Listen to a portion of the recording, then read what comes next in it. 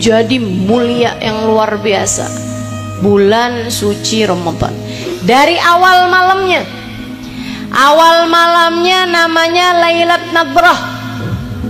Saya sangat tertarik sekali dengan malam pertama Ramadan ini, teman-teman. Jadi selain malam pertamanya pengantin baru, ada malam pertama yang gak kalah serunya.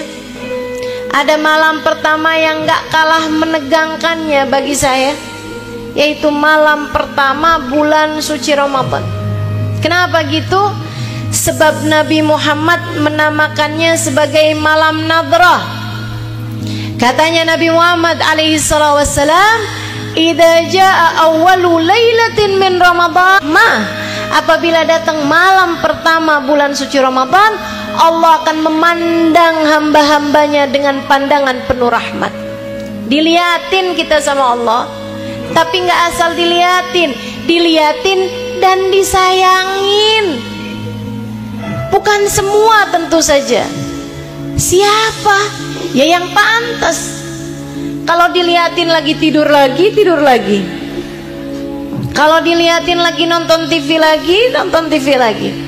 Kalau diliatin lagi scroll TikTok lagi. Kalau diliatin lagi ngeliatin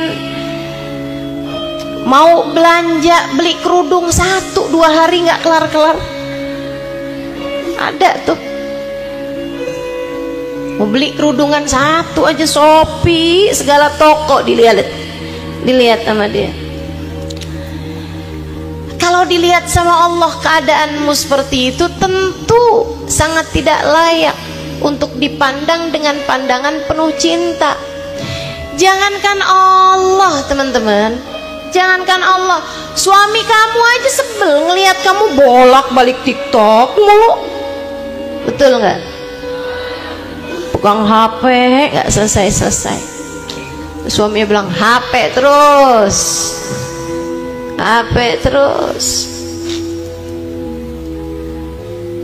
Idza jaa awwalu lailatin min Ramadan, nadarallahu ila ibadihi bi'ainir rahmah.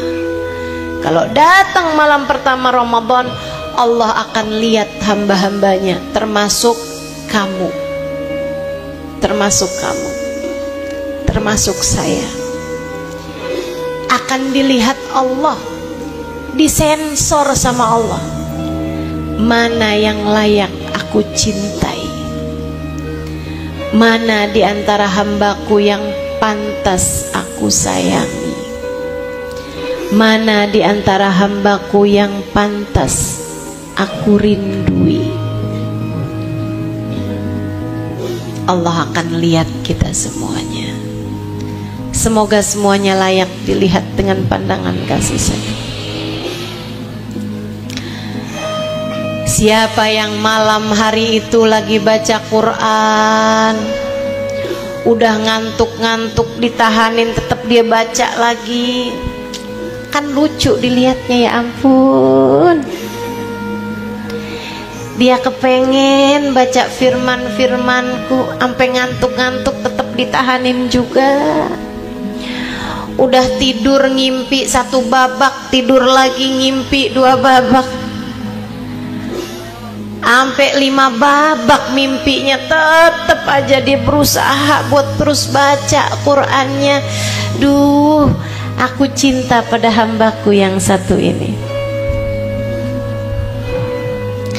Ada lagi yang dilihat Allah, habis selesai sholat lagi, selesai sholat lagi, selesai sholat lagi. Aku cinta pada hambaku yang satu ini.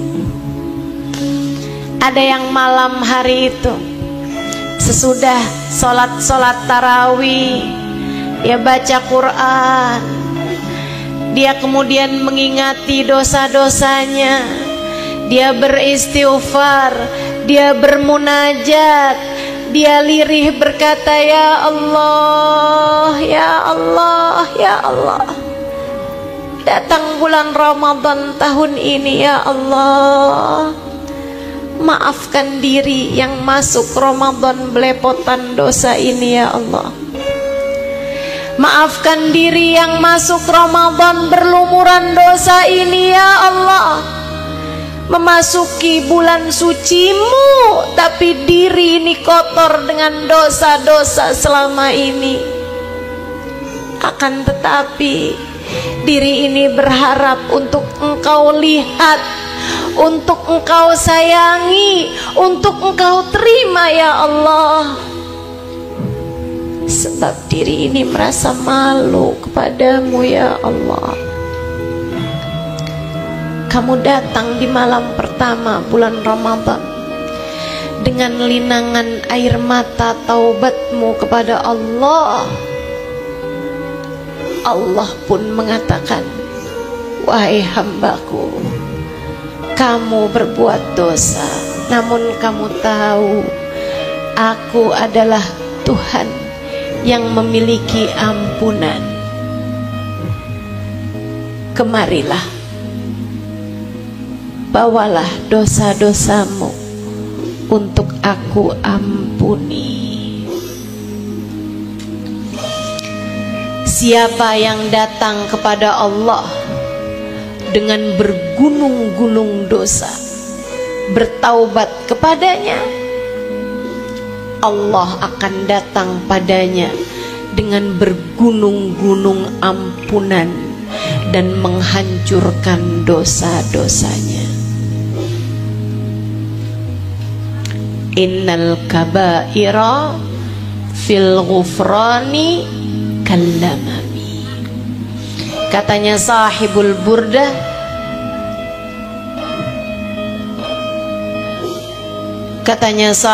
burda, wahai diri, jangan putus asa meskipun dosa-dosamu besar. Innal kabaira fil ghufrani kallamami.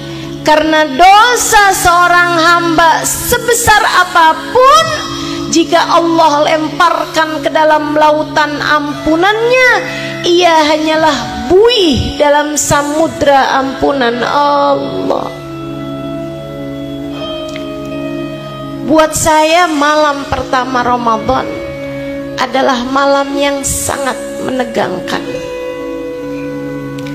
Sebab Allah sedang akan mencari-cari hambanya, melihatnya dan memilih siapa di antara kita yang layak untuk Dia cinta. Tegang gak sih? Kita tuh kalau misalnya gitu, guru kita mau ngasih hadiah, terus dilihatnya kita satu. Pokoknya ya, ini siapa yang hati saya seneng, hati saya jatuh cinta gitu sama dia, saya akan liatin kalian semua dalam setengah jam ini. Siapa nanti yang hati saya seneng sama dia, cocok sama dia, pas sama dia, saya akan kasih hadiah. Nih, ada cek senilai 10 juta rupiah misal. Oh, kamu langsung.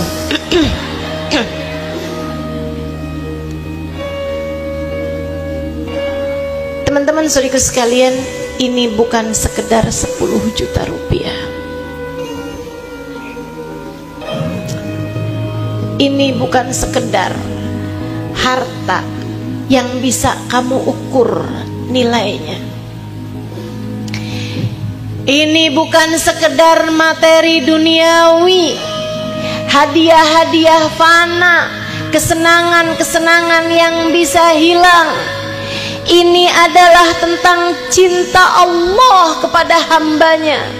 Ini adalah tentang kasih sayang Allah yang luas tak terbatas. Ini adalah tentang samudra cinta Allah subhanahu wa ta'ala yang tak bertepi.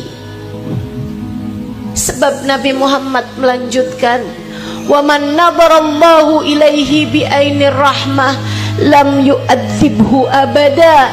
siapa yang malam pertama Ramadan dilihat Allah dengan pandangan cintanya, Allah tak akan pernah tega untuk menyengsarakan dia di seluruh hidupnya, dunia maupun akhiratnya.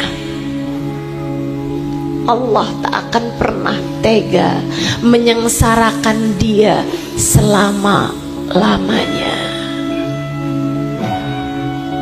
Selama-lamanya Allah tak akan pernah sengsarakan hamba tersebut.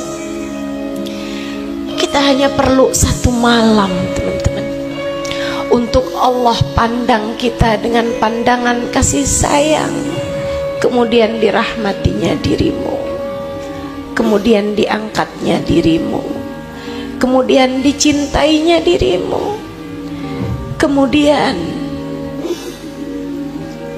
diangkatnya namamu dari pintu neraka, kemudian ditetapkannya dirimu sebagai ahli surga. Meskipun banyak dosa-dosa saya ya Allah, iya. Meskipun banyak aib-aib saya ya Allah, iya. Meskipun hati saya belum terjaga ya Allah, iya.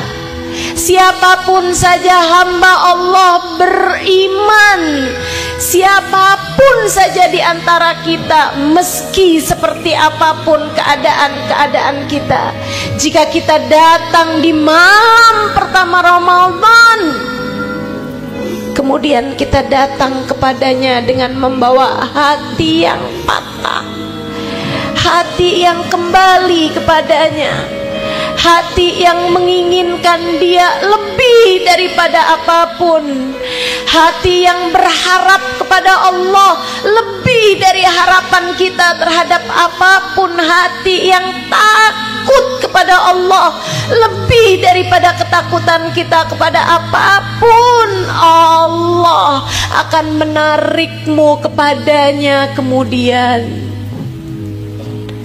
menenangkan hatimu, mendamaikan jiwamu, menarikmu di sisinya, menerimamu, dan tak akan lagi menyengsarakan hidupmu, dunia maupun akhiratmu. Tidakkah ini lebih menegangkan bahkan dari malam pertama pernikahan?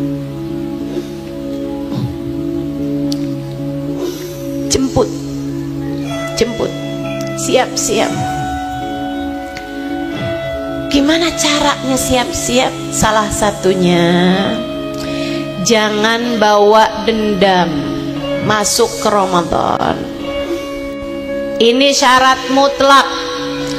Jangan bawa dendam masuk ke Ramadan. Saling maaf memaafkan sebelum masuk bulan suci Ramadan. Anak yang punya orang tua, masih punya orang tua, mintalah ridho pada orang tuanya. Jangan berani-berani masuk bulan Ramadan tanpa membawa keridhaan orang tuamu, sebab ridallah fi ridal walidain wa sukhtullah fi sukhtil walidain. Ridha Allah terletak pada keridhaan orang tua, murka Allah pun terletak pada kemurkaan orang tua.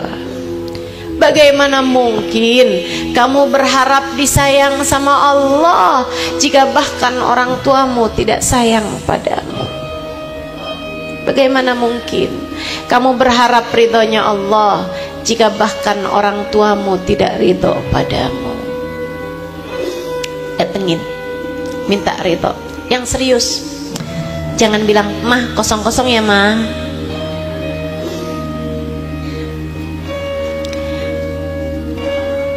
Bapak kan juga punya salah sama saya, Pak.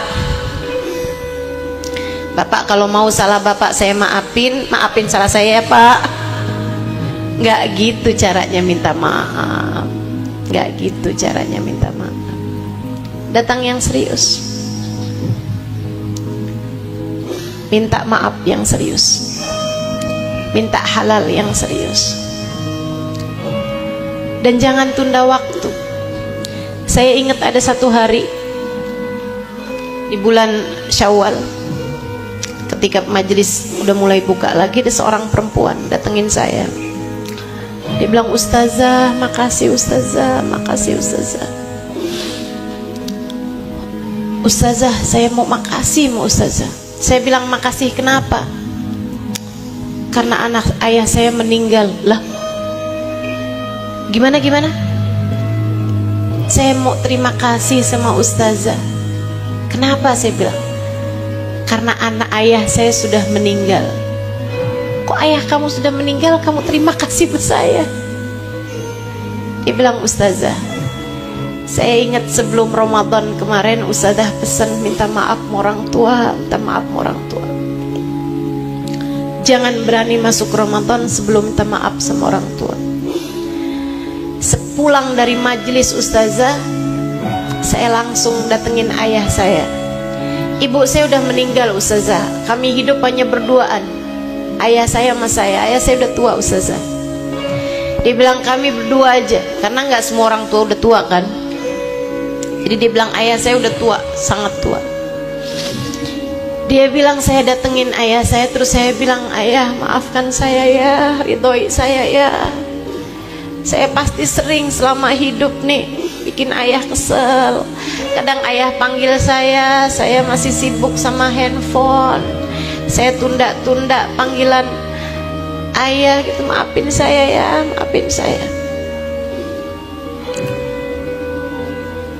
Mungkin ayah pernah gitu melakukan sesuatu, nyuruh saya sesuatu, saya lambat-lambat ngerjainnya, maafin ya. Pokoknya apa aja yang ayah tahu, yang ayah nggak tahu, bahkan yang saya nggak tahu ya, saya minta maaf.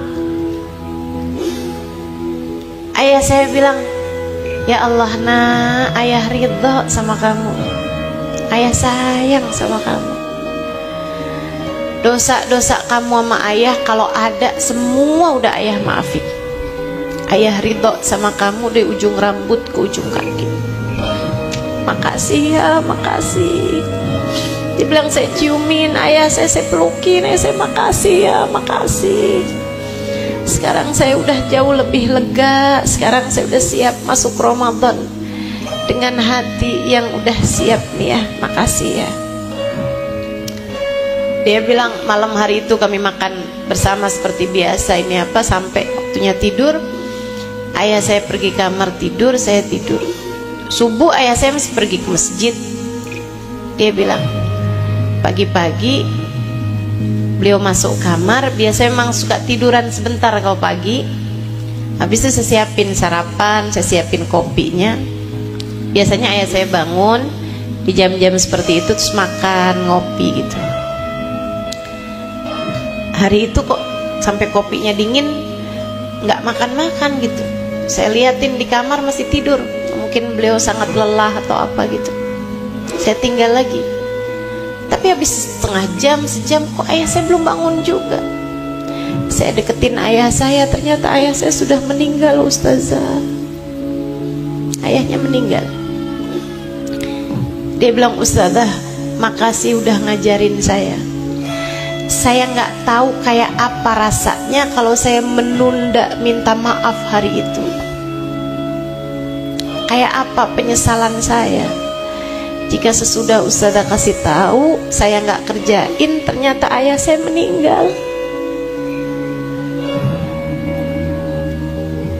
Jangan tunda, kita nggak pernah tahu orang tua kita mau kapan berpulang ke rahmatullah.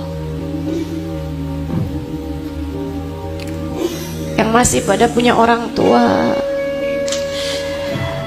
dinikmati. Ini mungkin bahasa yang kamu yang belum kehilangan, kamu nggak tahu rasanya. Tapi saya sampaikan kepadamu karena November 2022 ibu saya meninggal dunia. Kurang lebih setahun 3 bulan yang lalu. Saya sampaikan kepadamu sebagai orang yang sudah tahu rasanya, yang masih pada punya orang tua, nikmati keberadaan orang tuamu. Umi saya meninggal, saya ikhlas, tentunya. Saya tahu saya sayang sama umi saya sebagaimana anak-anak umi yang lain, tapi saya tahu Allah juga lebih sayang lagi kepada beliau. Saya ikhlas, teman-teman, saya ikhlas. Saya tahu umi saya di alam barzahnya pasti kehidupannya jauh lebih menyenangkan daripada kehidupan beliau di dunia. Saya ikhlas. Saya hanya rindu.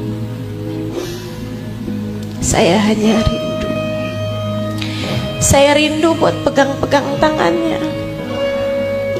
Saya rindu buat cium-cium tangannya.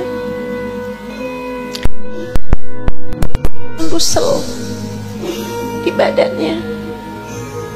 Saya rindu untuk mencium aroma beliau.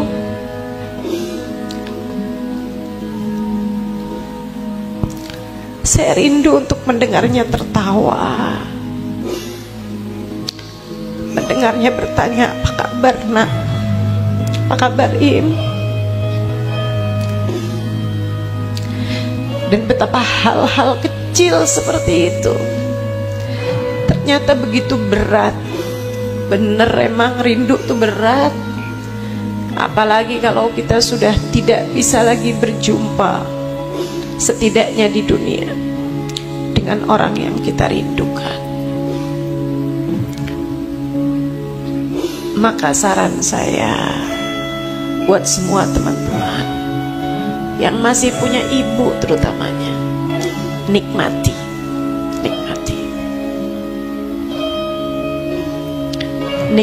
keberadaan ibumu. Minta maaf, minta ridho nih sebelum masuk bulan puasa. Minta halal, minta ridho. Mudah-mudahan semua tidak terhalang dari rahmat Allah di bulan Ramadan. Yang ada suami, minta ridho sama suaminya. Ustazah gimana kalau minta ridhonya deket-deket Ramadan aja Ustazah? Kayak sehari sebelum Ramadan gitu. Kenapa gitu? Kalau dari sekarang susah jagainnya Ustazah, ntar besok-besok juga bertengkar lagi. Ya dari sekarang aja, nanti kalau bikin salah minta maaf lagi gitu aja enak.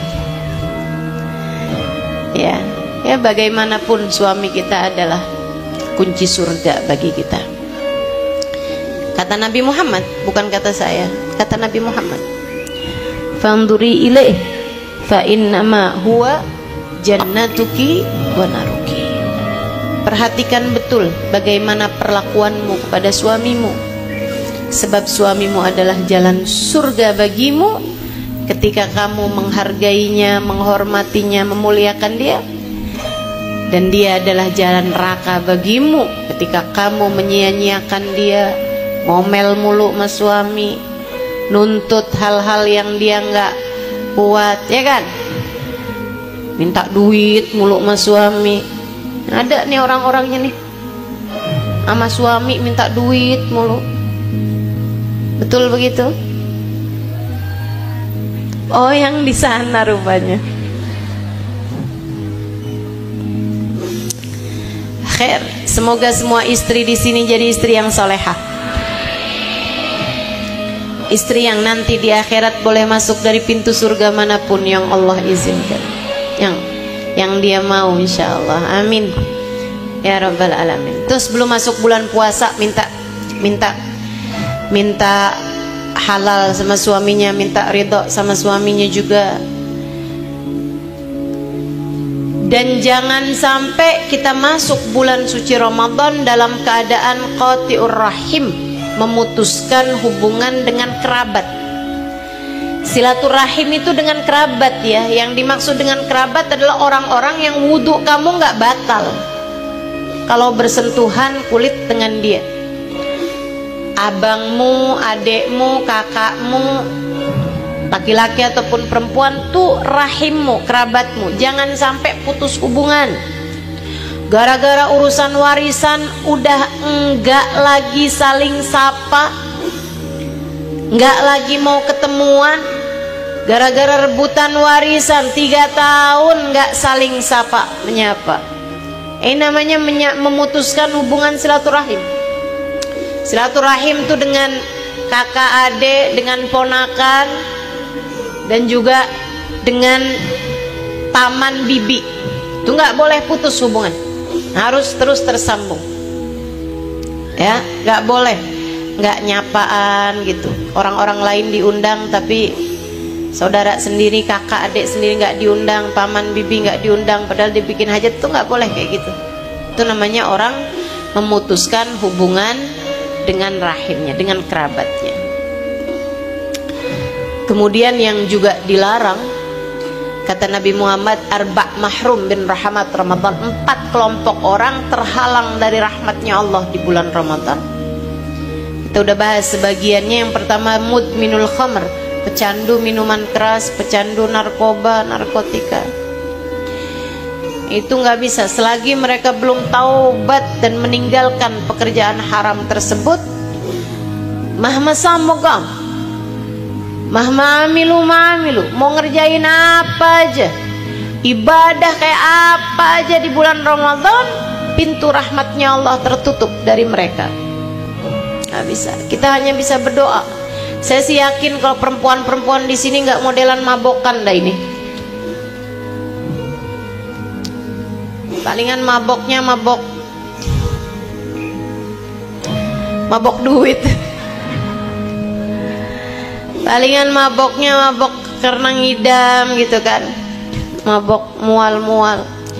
Tapi kalau mabok yang begituan saya rasa sih enggak. Kita hanya perlu berdoa, anak kita, cucu kita, orang-orang yang kita sayangi, semoga Allah jauhkan dari benda haram itu, insya Allah, amin. Semoga Allah lindungi kita dan seluruh keluarga kita, anak keturunan kita, dari semua yang diharamkan Allah Subhanahu wa taala jalla jalaluhu wa ta'ala ta'zamatu, amin ya rabbal alamin, amin ya rabbal alamin. Kita doakan buat semua orang-orang yang kita sayangi. Kita doakan buat anak-anak orang-orang yang kita sayangi, anak-anaknya semuanya dijaga Allah Subhanahu wa taala, amin. Aklil walidin, 4 kelompok orang ini. Yang kedua, anak durhaka orang tua. Yang ketiga, qati'ur rahim, yang memutuskan hubungan dengan kerabatnya tadi itu. Dan yang keempat, alladzi bainahu wa baina akhihil mu'min syahna, orang yang di hatinya terdapat kebencian dengan salah satu dari hamba Allah SWT yang beriman. Kayak saran saya, jangan bawa dendam masuk bulan Ramadan. Gugurkan dari sejak sekarang. Penting bagimu untuk memaafkan salah orang, apapun aja salahnya, apapun aja salahnya, sebelum masuk bulan Ramadan. Ya Allah, saksikan saya sudah memaafkan dia. Kalau kamu masih simpen dendam, kamu bilang enak aja, dia udah nyakitin saya segitunya, saya mau maafin gitu aja sama dia, nggak akan. Misalnya, saudariku sekalian yang saya muliakan, yang rugi kalau kamu nggak maafin bukan dia, tapi lebih ke kamu. Kenapa gitu? Sebab orang yang di hatinya masih terdapat dendam, belum dimaafkan, satu orang aja. Kalau kamu berpuasa, kalau kamu sholat, kalau kamu baca Quran, kalau kamu sedekah, ibadah kamu tidak terangkat satu jengkal pun dari atas kepala kamu dengan penyaksian baginda Nabi besar Muhammad sallallahu alaihi wasallam. Nabi Muhammad bilang, salasatun la turfa salatuhum fawqa ruhusim shibra. 3 kelompok orang ini sholatnya nggak akan keangkat. Demikian pula ibadah-ibadah yang lain, satu jengkal pun dari atas kepalanya. Man amma qauman wa hum lahu karihun, orang yang jadi pemimpin satu kaum sementara rakyatnya benci kepada dia. Kemudian yang keduanya, imra'atun batat wa zawjuha 'alaiha sakhit, istri yang sedang tidak diridhoi oleh suaminya Selama suaminya nggak ridho, selama itu pula sholatnya nggak diterima, selama itu pula puasanya nggak diterima. Dan yang ketiga kata Nabi Muhammad, alladzi bainahu wa baina akhihil mu'min syahna, orang yang di hatinya terdapat dendam dengan salah satu saja dari hamba Allah Subhanahu wa taala yang beriman. Kamu membiarkan dendam itu berpuluh tahun, artinya berpuluh tahun sholatmu tidak diterima oleh Allah. Artinya berpuluh Ramadan, Ramadanmu tidak diterima oleh Allah. Jika Ramadanmu ditolak Allah, Ramadan yang mana yang akan kamu bawa untuk menghadap Allah Subhanahu wa taala? Yang kamu nggak mau maafin itu nggak sebegitu pentingnya untuk menghalangkan Ramadanmu diterima sama Allah. Kamu benci kan sama dia? Kalau kamu benci sama dia, jangan hargai segitu tingginya sampai bisa menghalangkan sholatmu diterima, sampai bisa menghalangkan Ramadanmu diterima. Kalau nggak suka sama dia, maafin, lupakan, keluarkan dia dari kehidupanmu, maafin, nggak usah kamu ingat terus-terusan. Lupakan, dia nggak penting, nggak cocok buat jadi penghalang Ramadanmu diterima sama Allah. Maafkan, maafkan, bukan karena kesian sama dia, bukan, kesian sama kamu. Maafin, maafin. Dia ngerebut suami saya, maafin.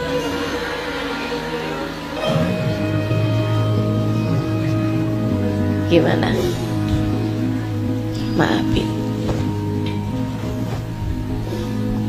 Saudara sekalian saya muliakan.